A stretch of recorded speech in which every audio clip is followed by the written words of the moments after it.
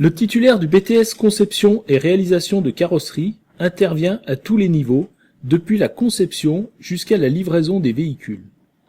C'est un spécialiste de la conception, de la réalisation et de la transformation des carrosseries, des châssis et des aménagements, qu'ils soient extérieurs ou intérieurs, des véhicules. Je vais présenter un projet réalisé au deuxième semestre de la première année de BTS conception et réalisation de carrosserie. Alors le point de départ de tout projet est bien sûr le besoin du client. Pour le projet que je vais présenter, le client a besoin d'un véhicule pratique pour effectuer des livraisons en centre-ville sous température dirigée. En clair, il veut un véhicule frigorifique adapté aux contraintes du centre-ville. Pour répondre aux besoins du client, le véhicule choisi est un châssis cabine de type Renault Maxity. Il s'agit d'un véhicule de moins de 3,5 tonnes, compact et très maniable.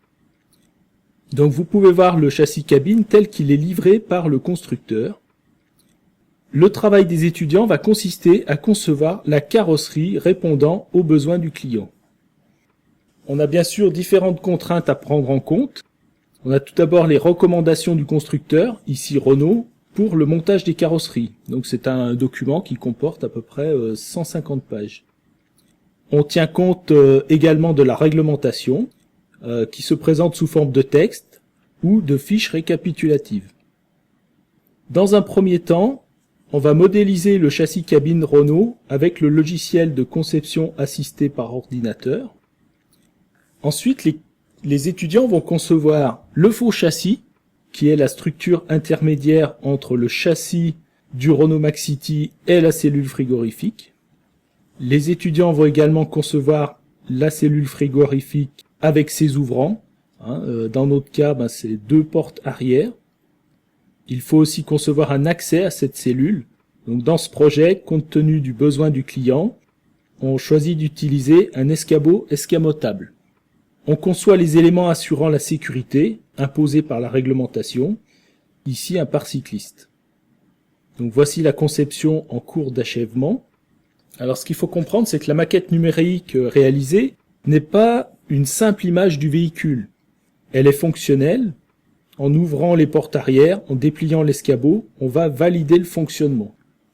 Et cette maquette numérique, on va l'exploiter pour toute la suite du projet. Donc on doit maintenant valider la conception par un calcul de répartition de charges sur chaque essieu.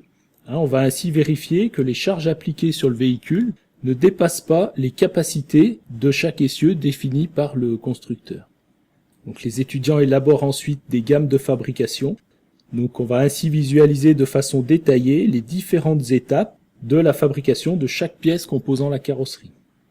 Donc le travail des étudiants va jusqu'à la constitution du dossier en vue de l'homologation du véhicule pour circuler sur la voie publique.